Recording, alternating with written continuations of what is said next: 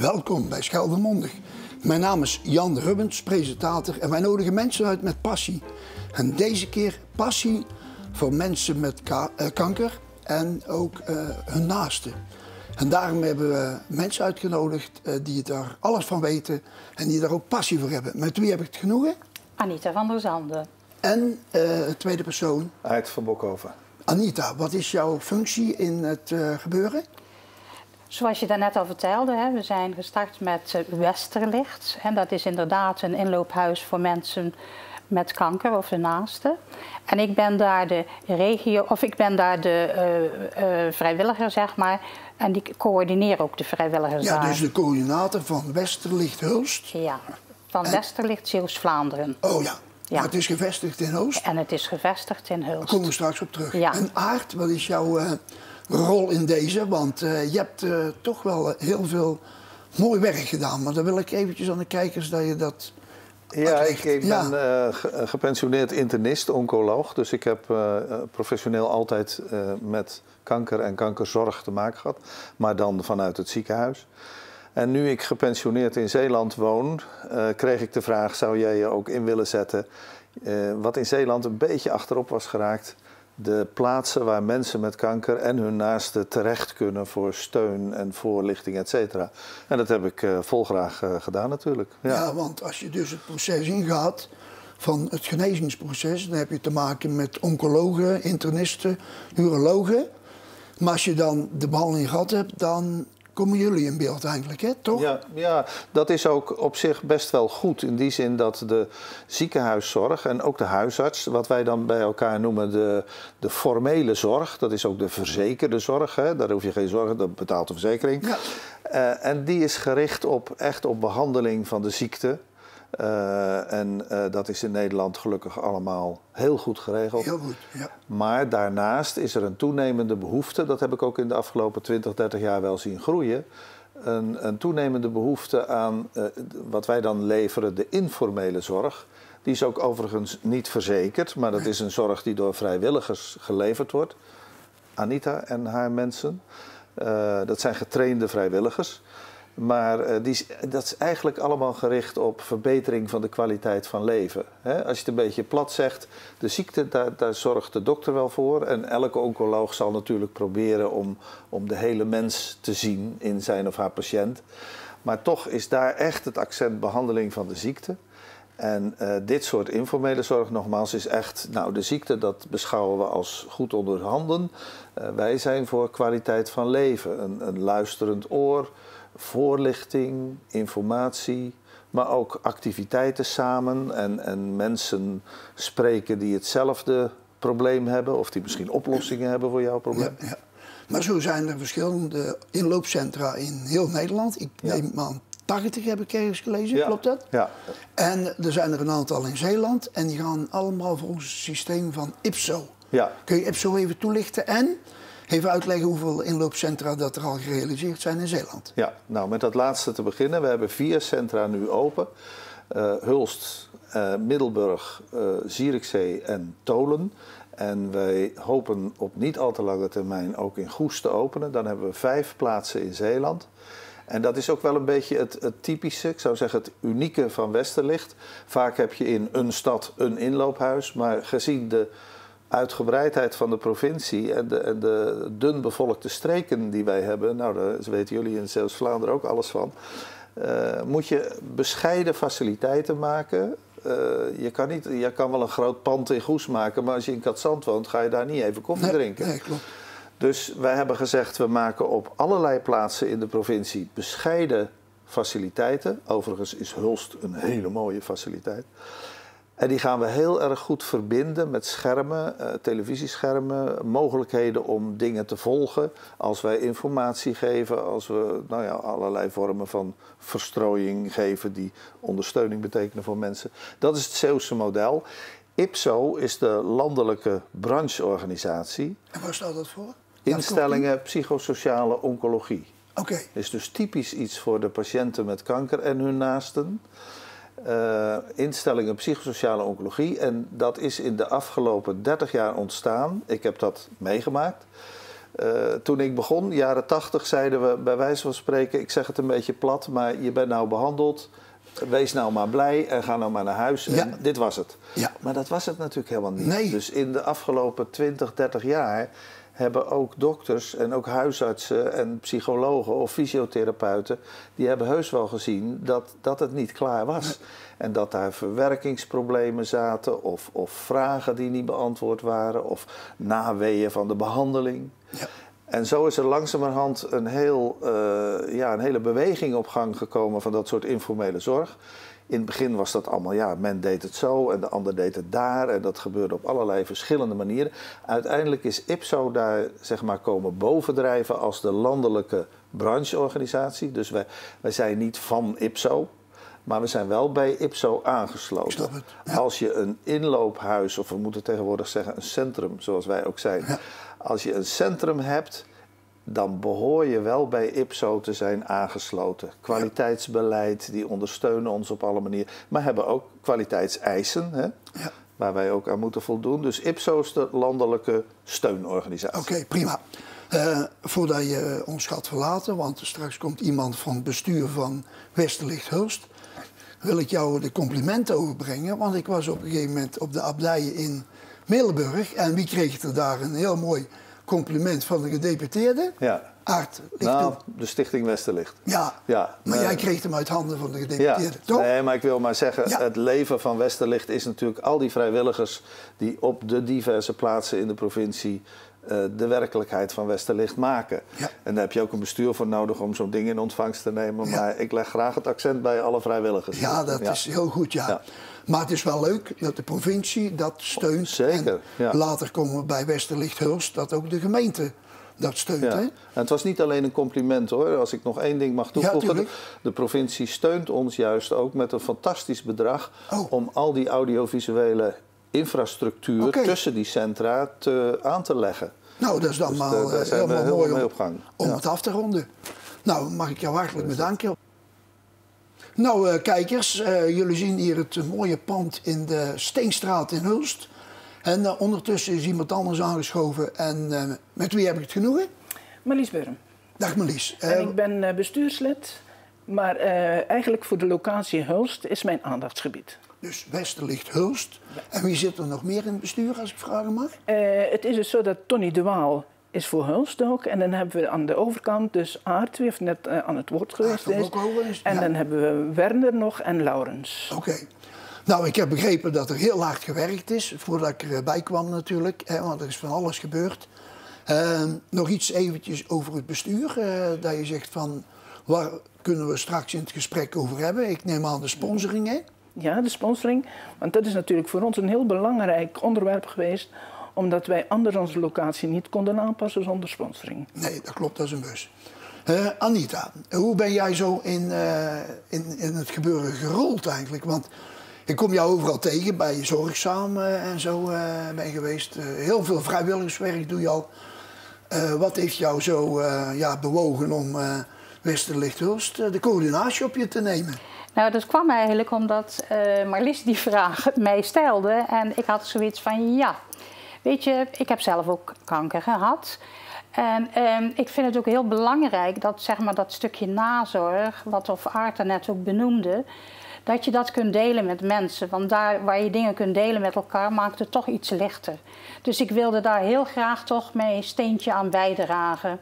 En kijk, ik ben daar natuurlijk, zeg maar, de coördinator van die vrijwilliger, maar we hebben een ontzettende leuke groep vrijwilligers. We zijn met 17 vrijwilligers. Nu al? We zijn met 17 vrijwilligers. Want jullie zijn geopend in? Wij zijn geopend 18 januari. Nou, eens kijken. Toen hadden we er 16, toen was jij er nog niet bij. Ja. Maar goed, wij hadden van het begin af aan hadden we echt al heel veel animo. Natuurlijk vanuit mijn achtergrond, ook vanuit de zorg. Maar ook mensen, juristen, fysiotherapeuten. Overal hebben we ze vandaan. En mensen die zo gemotiveerd zijn, ook echt iets willen betekenen. Dus dat is wel heel fijn en ook heel goed om dat te horen. Ja. Kijk, we doen het met elkaar, we doen het samen.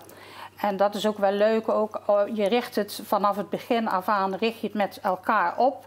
En dan is het leuk dat iedereen, zeg maar, hetgeen wat we willen doen ook kan uitstralen. Ja, prima. Ja. Zullen we aan de hand van de foto's eventjes de revue laten passeren. Dus mag ik even de volgende foto? Kijk, dit is Westerlicht. Binnenkort in Hulst staat hier. Dus dit is 18 januari 2023, waar je het over had. Ja, nou, dat was natuurlijk een hele drukke dag. En van tevoren, dat was wel grappig, wilden wij ballonnen ophangen en die waren gevuld met helium. En daar hebben we heel erg hard op geploegd om die allemaal te vullen. Ja. En toen we de volgende ochtend, de 18e, dan binnenkwamen, waren al die ballonnen naar beneden gezakt. Ja. Maar goed, het was op zich wel leuk. En weet je, wat bijzonder leuk was, is dat onze burgemeester van Hulst, zeg maar, de opening heeft verricht. En goed. Ja, praat maar even door, de volgende foto. Ja, kijk, dit zijn dan de mensen die dus die IPSO-cursus gehad hebben. Ja, dat Kun je even toelichten, Anita, waar het juist bestond? Nou, hoeveel dagen? De IPSO-cursus die werd gegeven dus door iemand die daar helemaal uit Den Helder trouwens moest komen om ons die cursus te geven. Dat waren 3 hele dagen. En het leuke was, want we beginnen natuurlijk met een groep vrijwilligers die elkaar ook nog niet kenden. Okay. Dus het is ook goed, zeg maar, tijdens deze basistraining ook om elkaar goed te leren kennen. En iedereen heeft natuurlijk een rugzakje, of de meesten hebben ook een rugzakje bij. Ja. Dus dan heb je toch ook een... kijk, dit is een foto die we laten zien van... net voor de opening dat de vrijwilligers met elkaar kennis maken. Hè, want toch een nieuwe groep mensen. Dus dit was voor 18 januari? Ja, dit was voor 18 dat er al een aantal mensen zich aangemeld hebben om die cursus te volgen? Ja. Kijk eens aan, zeg je. Ja. Dus ik zeg het, we zijn heel blij en ook heel trots erop dat er zoveel mensen zijn die iets willen betekenen voor Westerlicht. En ieder vrijwilliger heeft ook zijn eigen kwaliteiten, want we hebben een aantal vrijwilligers die echt functioneren als gastvrouw of gastheer. We zijn dan op donderdagmiddag zijn we open.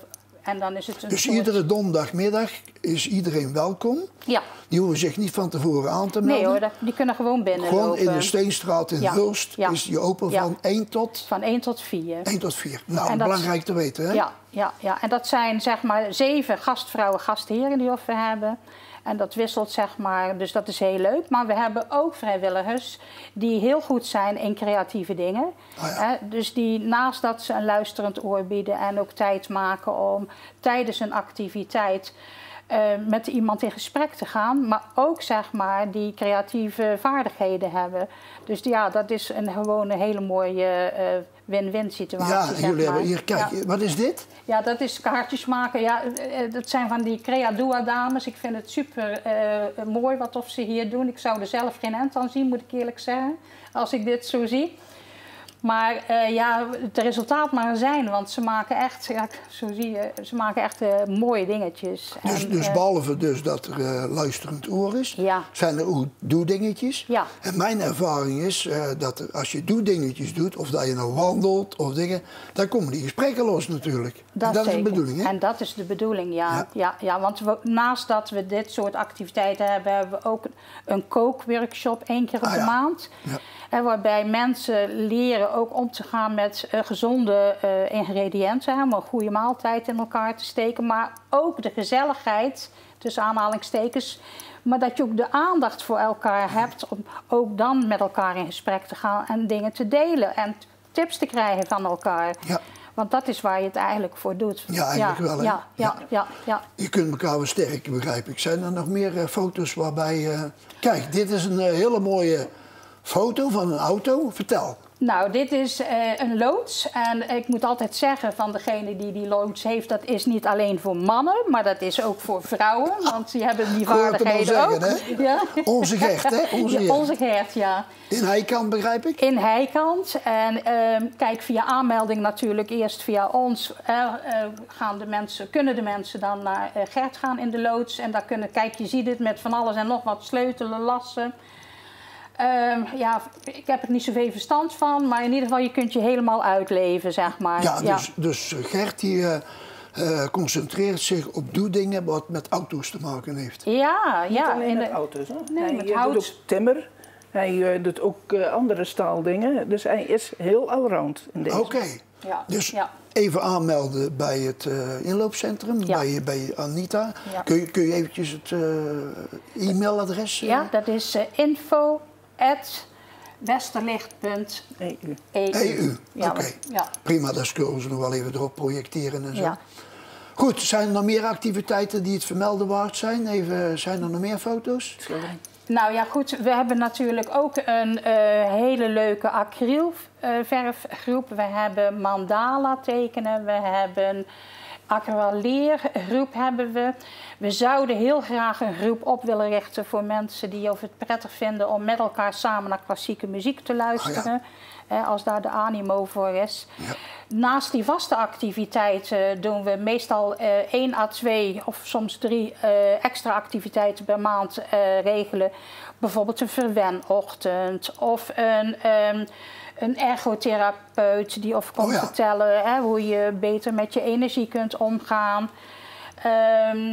Yoga is deze maand zeg maar als extra activiteit. Mindfulness willen we gaan doen.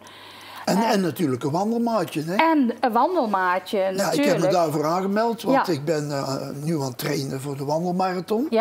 Dus ik heb een goede conditie, maar ik pas me aan degene die via Anita jullie aangemeld wordt.